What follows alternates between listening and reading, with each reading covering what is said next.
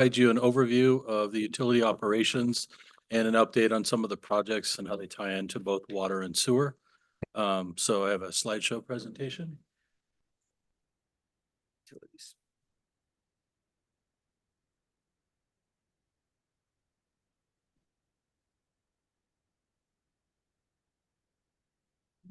Okay, so as indicated, we have both water and sewer in the city of Lakeport. So I'll start out with a cleaner version of water and talk about the wells. We do have two sources in the city of Lakeport. We're fortunate in that way. Many agencies around the county either have groundwater and or surface water. We're fortunate to have both. So I'll start out with the groundwater wells. Let me catch up here. Okay, so we have the Scotts Creek wells. They're high capacity aging wells, but the 8-inch it does about 900 GPM. The 4-inch does 416 GPM with a combined capacity of 2.2 million gallons per day. The issue with these wells, if you look closely in the slide, is that they are in the creek bed. And so that makes them subject to creek flows, and we have to take them out of service whenever the creek begins to run.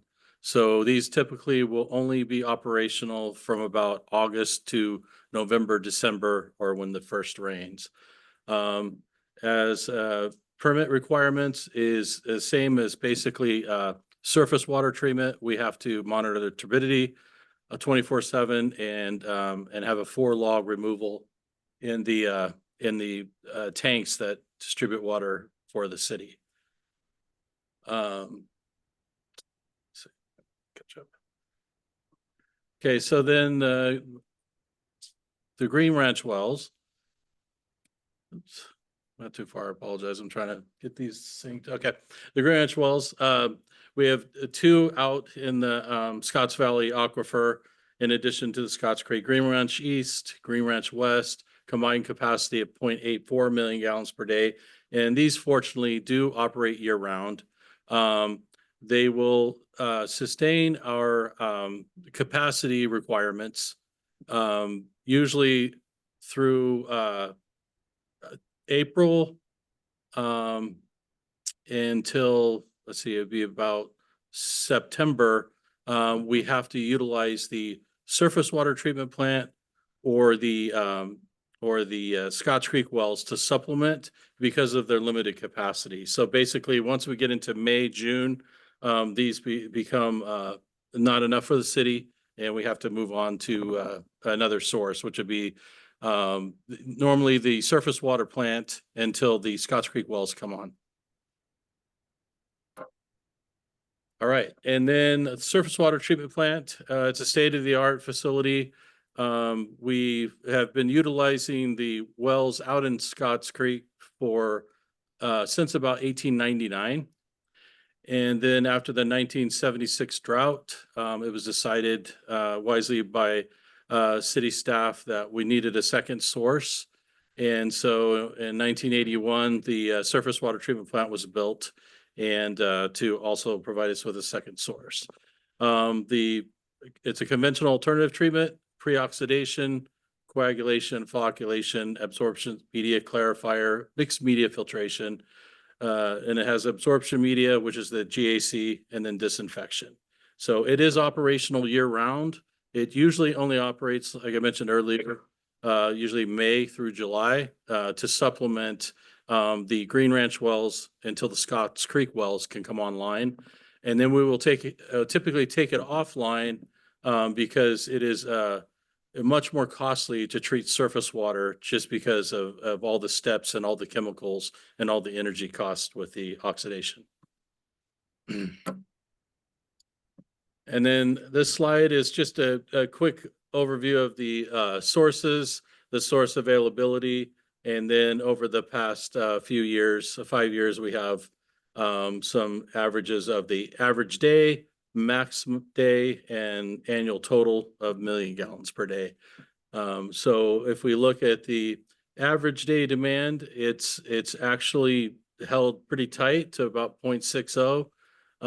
If you compare that against pre-2014, when the first drought happened, these numbers were actually a lot higher.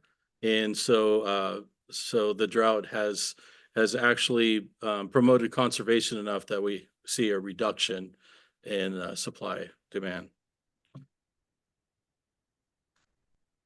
All right, so storage tanks are located near the four groundwater wells. They pump into the storage tanks that supply pressure to the city through gravity. They're also used, as I mentioned, for disinfection. So we maintain a 4-log removal, which simply means it's a calculation of contact time for chlorine with the water to make sure that it's safe to drink. We also add sodium hydroxide for corrosion control. The pH of the well water is typically around 6.7 to 6.9, and we want to boost it about to 7.6, 7.7 to provide make it less corrosive to the system. If you allow it to be corrosive, then what happens is the copper and ductile steel out there will it'll corrode much faster, and your distribution system will deteriorate much quicker than it should. Okay, so distribution system. We have approximately 2,350 service connections, approximately 200,000 linear feet of pipe, 38 miles worth. Pipe sizes range from 1 inch to 14-inch in diameter. Pipe material primarily consists of cast iron, asbestos, cement, galvanized steel, ductile, and PVC. Some of the older cast iron mains may date back to the 1890s. I will say that a lot of our mains are currently 50 to 70 years or older on average. Fortunately, they put in cast iron, and it does stand up with time compared to other facilities that I've operated.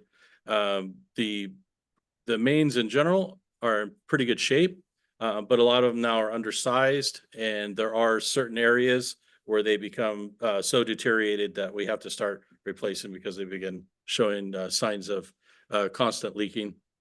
Approximately 28% of this distribution system is a substandard size, 4-inch or less. So back in the 40s and 50s, they thought that 4-inch mains were adequate for fire protection and domestic. And as things developed, it clearly is not enough capacity to provide the fire flows needed today. So that's one of the targets that we look at is main size in addition to leaks. Let's see.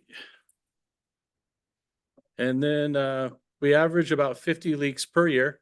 They're mostly failed service lines, copper flare fittings at the main. Typically, that's where probably 90% of our leaks happen. 50 leaks per year in comparison to other Lake County agencies is actually pretty low. An agency that I worked for prior, we could get over 250 leaks per year. Unaccounted for water averages about 6 to 10%. Where I worked before, it was averaging about 50%. So half the water was actually leaving the pipes through leaks, which is not uncommon. But so we have a pretty tight system. 1,144 valves, 298 hydrants to maintain, and 45 dead ends to maintain with flushing on an annual basis. So projects on the water side recently completed. The granular activated carbon replacement of 2 vessels that was complete. SCADA system server upgrade that was complete. It seemed fairly new to me because we got a new SCADA system in 2016, but we all know how computers work. It became outdated. The servers were, we couldn't even get software for them any longer. And so we had to upgrade.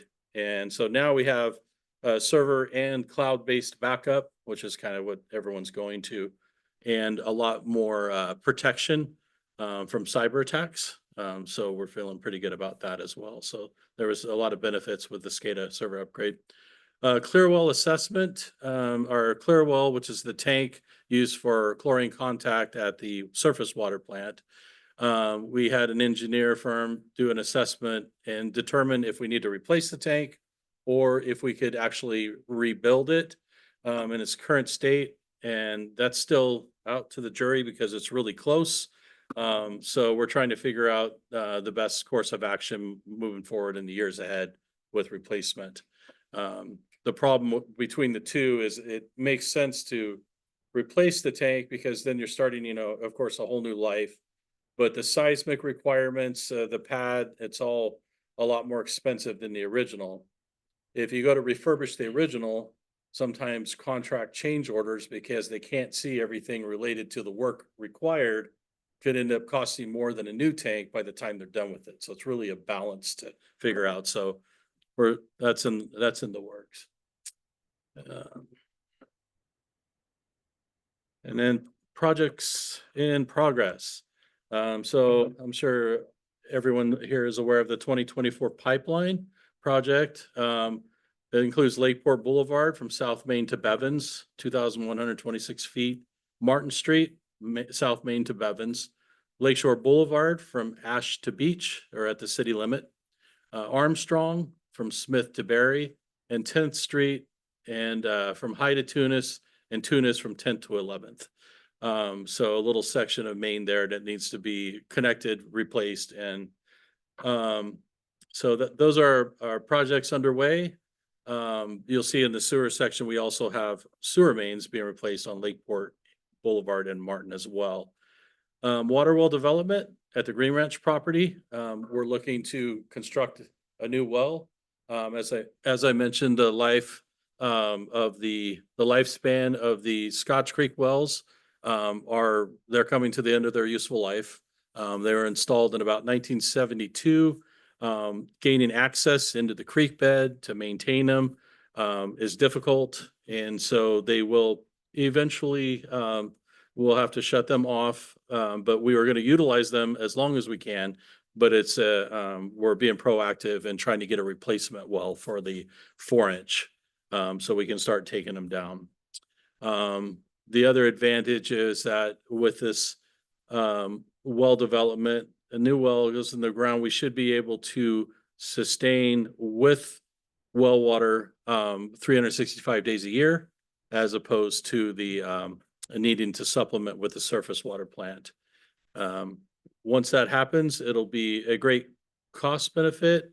It'll be great water quality throughout the year. The surface water plant produces good water quality, don't get me wrong, but the Scotts Valley Aquifer is just outstanding. And but with that comes a challenge of when you have a surface water plant that needs to actually operate and run, you do have to balance, maintaining it and improving that infrastructure as well. So running it on occasion. And then the chlorine conversion for groundwater and surface water. That's for the water treatment plant and for out at the Scotts Creek wells. We want to get completely away from gas chlorine just because of the risk involved with gas. So moving along. So future well construction. So right now it's in design. They're looking at designing the well, and then we will have to equip it with the pump and all the controls. And then, of course, going back to the clear well rehab replacement, that does have to be addressed in the years down the road. I would say within the next 5 to 10, that has to happen. So, any questions on the water side before I move on to the wastewater side? Okay, I have a couple questions, Paul. So if I remember correctly, I went out there years ago, and near the Green Ranch is where in the creek, Scotts Creek, it's very near where the Green Ranch is, like it's contiguous. Yeah. And so the discussions about moving the Scotts Creek thing is actually a Green Ranch to kind of like tap into the same aquifer, so to speak, similar. It is, that's correct. Okay. But there's a minimum distance off the creek to meet the requirements from the state to not have to treat it as it would treat surface water. Right. And so the well being more than 150 feet back, like the Green Ranch, then we are able to run it 24/7, no matter what the creek is doing. Okay, another question. So in previous conversations, I've been concerned about things that fall into the lake. Does the surface, you have a whole layer of all these things that are done at the surface water plant. Does it deal with, I mean, we're historically worried about mercury and other things. Which one of those categories addresses, or does it address like, aluminum and lead and mercury and things like that? It does. It depends. It depends on the constituent, but it is a multi-barrier treatment. So when you have coagulation and flocculation, filtration, oxidation, all those things combined as multi-layer. And then so most things should not make it through, but not all metals are in that category. Some will, some won't. I could see most of them to probably oxidize out with the ozone that we use, and then we'd filter it. But again, I don't see any excessive reads, coming from the raw versus the finish to really tell the difference, like it's astronomical. And then we have this reduction as far as metals go.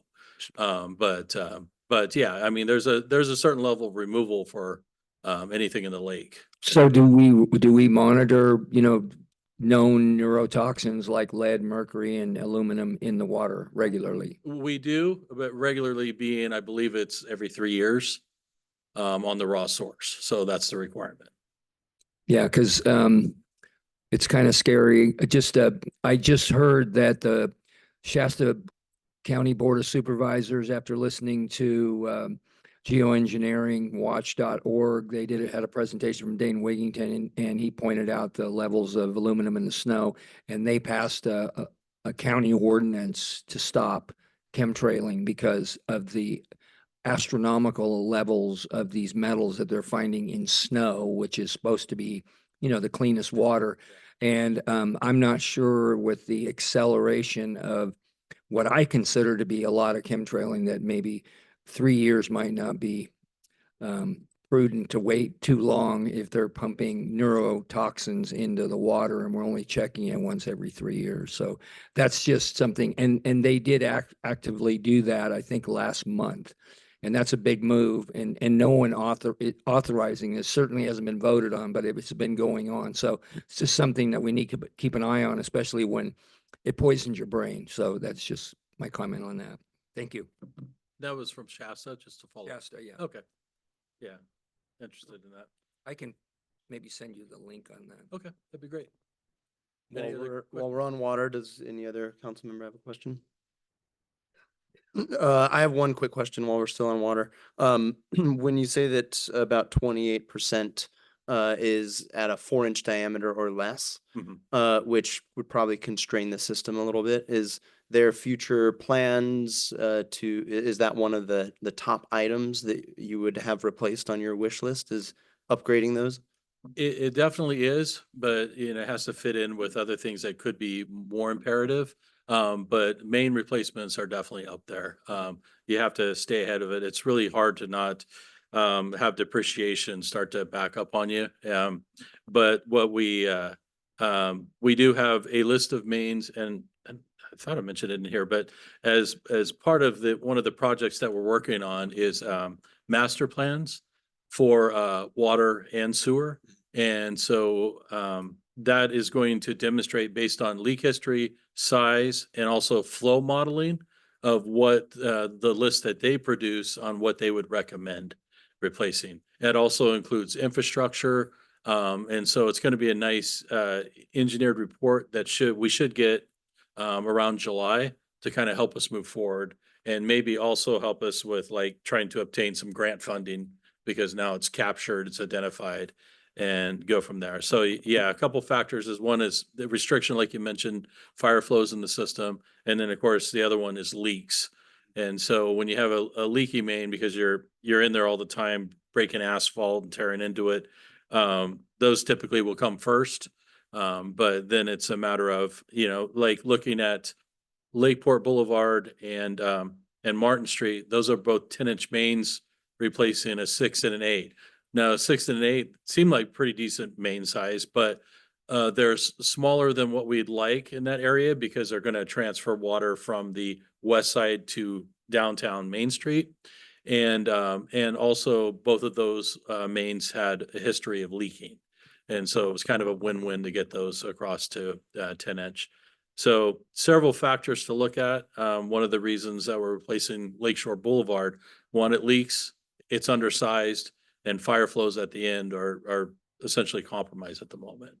So, but yeah, it's so expensive when you look at the amount that has to be invested to replace these things, so you just gotta, keep going at it and go after the worst ones. It's only 8 million, Yeah. 8.1 million. Thank you, Paul. I'm probably moving on to wastewater next. Yep, Great. that is correct.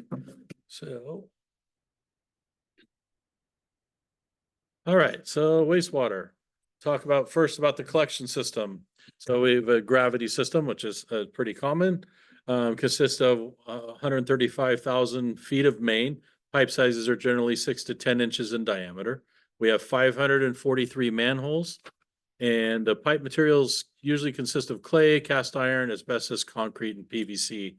I mentioned some of these things because on the wastewater side, there can be a lot more maintenance to go in and try to find, which we'll talk about in a little bit for I&I. And every manhole should be inspected and maintained because it can lead to I&I or failure, that kind of thing. So wastewater can have its own challenges. So we'll go on to the next one. And so collection system, so we'll talk about inflow and infiltration. The I&I, basically two sources, inflow being the green, which would be like a roof drain connection, an uncapped clean out, some way that the water is making it unobstructed into the collection system, into the sewer pipe. So making it into a home lateral and then running down to the sewer main. And then the other one would be infiltration, which would be cracks in the sewer pipe, maybe holes in the manholes, some way that the groundwater is intruding and getting into the collection system. So the I&I collected up from these issues can really have an impact on the capacity requirements of your wastewater treatment plant. So you really have to be aggressive at trying to tackle these issues, and it's a ongoing problem with most collection systems. To put it in perspective, as far as inflow, because the first storm event of every season, it's really interesting to watch how the data rolls out. And this was a good year because we got like 3 or 4 inches on our first storm. And so before that, it was just, really dry weather. So we had average dry weather flows, and then we had a pretty series of rainstorms.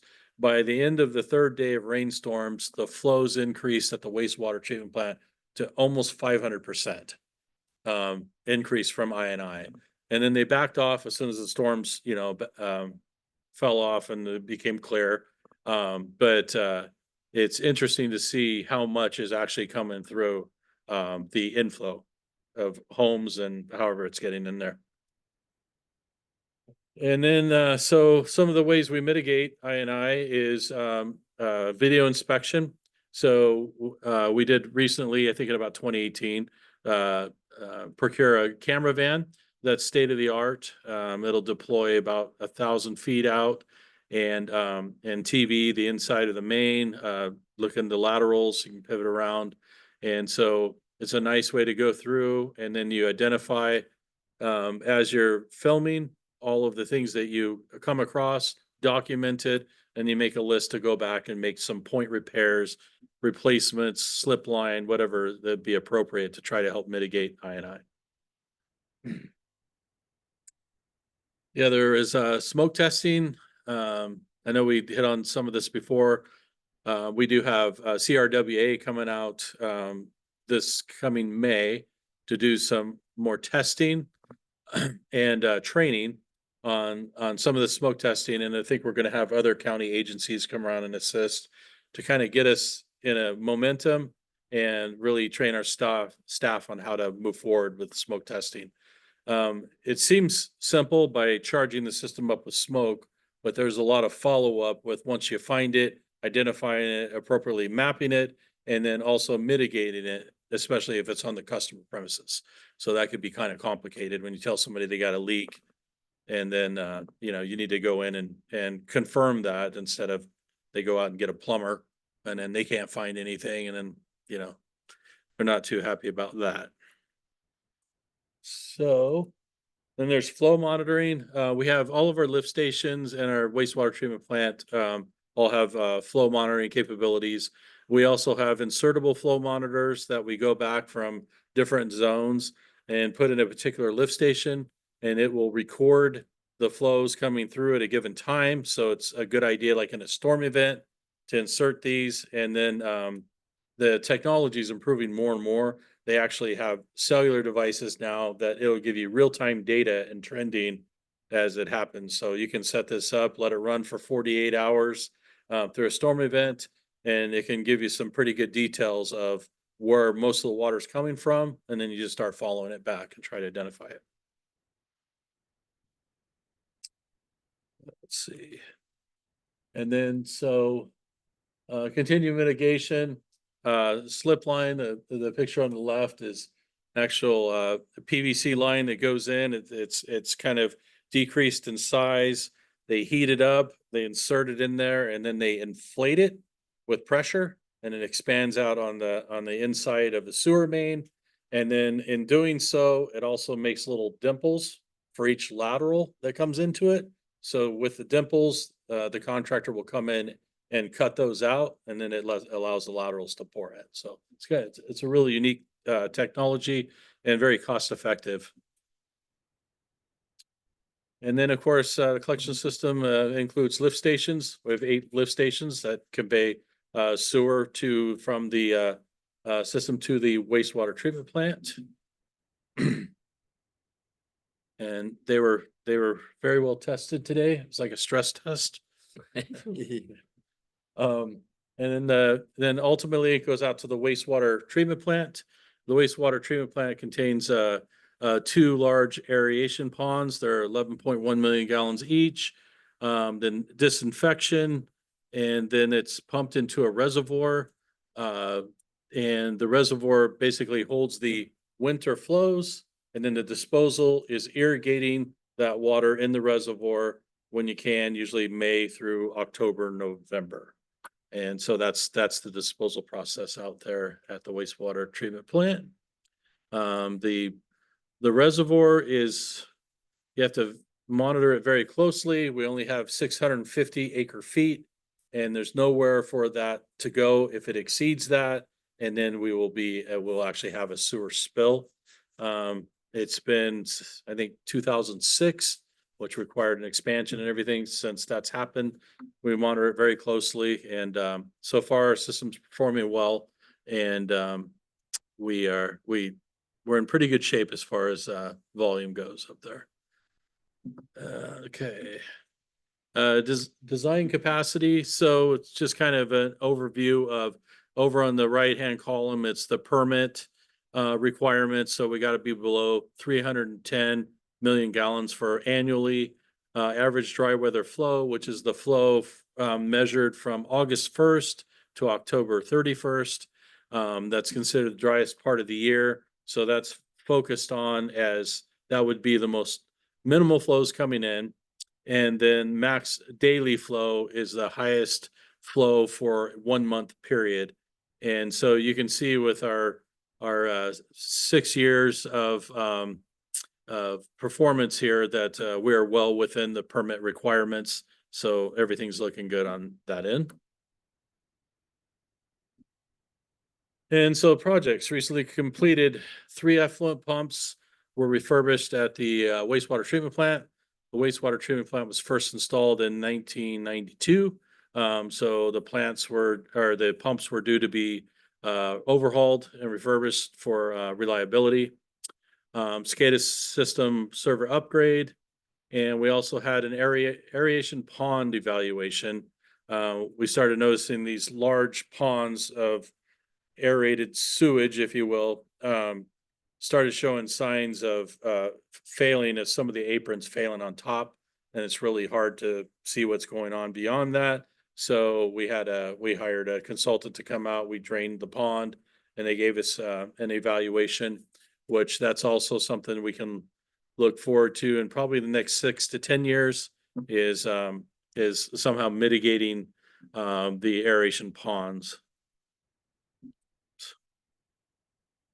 And then projects in progress, the pipeline project, as I mentioned, on Lakeport Boulevard, Martin Street, master plan update, as I mentioned, and then the chlorine conversion design, gas to sodium hypochlorite, and then always continuously I&I mitigation efforts. And in the future, update the recycled water feasibility study. In 2009, a recycled water feasibility study was done by Pace Engineering, and it's actually a really sound study, but it's just outdated. And so we need to update that to see what kind of tertiary treatment or would be available, and what sources would take the supply that of tertiary water. And so we're hoping that maybe agriculture, eventually maybe a purple pipe if there was a development, but purple pipe's extremely expensive to go through and install it in another, an existing neighborhood. So it usually has to be something that's planned. Aeration pond rehabilitation, as I mentioned a second ago, and then collection system maintenance. And I think that concludes it. So any questions about wastewater? Go ahead, anybody? So Paul, the 500% increase after 3 to 5 inches, that's, because I'm a huge fan of I&I, and when we got the gadgets to do all that, and it sounds like you have this incredible system where if you measure a bunch here and then you measure it down here and it's less, then, I mean, you can kind of zero in better with the equipment. But I remember correctly, there's some very, very serious ramifications if you exceed, due to inflow and infiltration, if we exceed capacity and it has nowhere to go in the ponds. Can you give us an idea what that's like if we were not to take care of business and plan? Yeah, so if you don't monitor I&I closely, eventually you could exceed, like you said, your capacity, and you're going to exceed your permit requirements. And then the worst thing would be to have an overflow of your reservoir. And then they'll and put in perspective, in 2006, it was a $2 million fine. That's what I wanted the new council members to understand, just how important this is, because it is like a big, big deal. And when you have a 500% increase in the storms and stuff like that, and I'm sure you're all over that and you're probably having all kinds of anxiety, but it looks like everything's going really well. And I'm just so in awe of all the pieces that in both parts, that it's just amazing that these things are so complicated, and you seem to have a really good handle on it. But I also know that, with something from nature that we just like tonight, that flows in creek beds and things like that, and who knows what kind of infiltration and inflows, particularly when things aren't taken care of and come to a surprise, it could be devastating if we're not all over it. So thank you for your really hard work and great presentation. Thank you. Well, thank you. Yeah, and I will say today was a little bit of a stress test on our system, but we didn't have any spills. We're watching it closely, and that's the other thing, is that the other part of it is, that's at the wastewater treatment plant, but you can also have spills just out of a manhole at a lift station, and they can charge up to $10 per gallon as a violation for that. And in regulatory, which I think I'll do another piece further down the road for the council, but regulatory wise, we also have the sanitary sewer maintenance plan that's being updated, and it's becoming more and more stringent on those items. In other words, if you have a spill, no matter what the spill is, there's a whole process that you have to go through, that you identify, of course, you mitigate the spill, you identify what caused it, and then you all meet and go after the mitigation efforts, whether it's replacement or whatever. They want to see constant improvement to help your system prevent that kind of stuff. So, but we've been fortunate. In 2014 through 16, there was a big upgrade on North Main, And that has really helped get the flows from the north side to the south out to our wastewater plant, where I understood that prior to that larger main being installed, it was really tough not to have an overflow. So I feel blessed with some of those improvements. So, but yeah, we'll continue to make headway. Thank you, Paul. Any other questions or comments from council? I have a comment. I just want to thank you for the report. It's so detailed and easy for anyone to understand. I hope we can get it maybe on the website. People could read it. And you just have a great handle on everything. Thank you. Well, thank you. Anyone else? Yeah, I'll chime in there at the end then. Great presentation. I do have just a couple questions. Which the smoke testing in May, it seems like we've been talking about it for a while now. I'm really excited for it. My question is, how do you isolate it? It seems like if you charge the system, it's gonna be smoke popping up everywhere. Can you do like a certain section at one time and another? Can you explain it a little bit? Yeah, you can. Typically on the street, every block will typically have a manhole. Mhm. And then so basically it's a service hole to look at where connecting pipes are coming from streets. And then so you can get in there and access and service the main.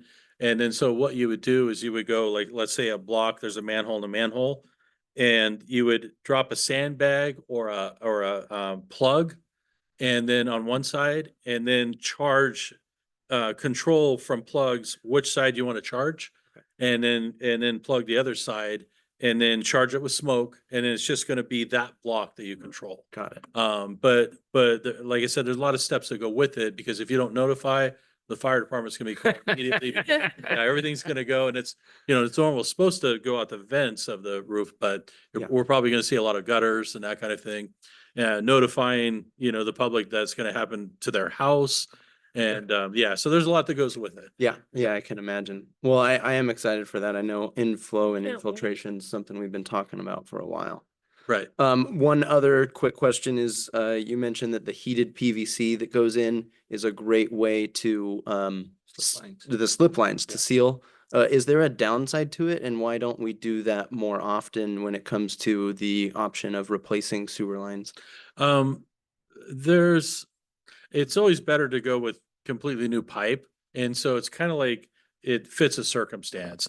In other words, if we have a main large enough to take it, because it minimizes the diameter slightly. Okay. So if you have a 6-inch, it's going to take it down to probably a 5-inch, because it's taking the ID and reducing it.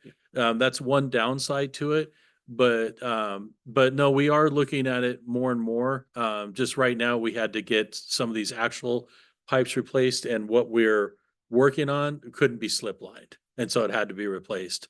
But I try to put some money every year in the budget for potential slip line projects, and then go from there, because it is an effective tool. Yeah. We've done it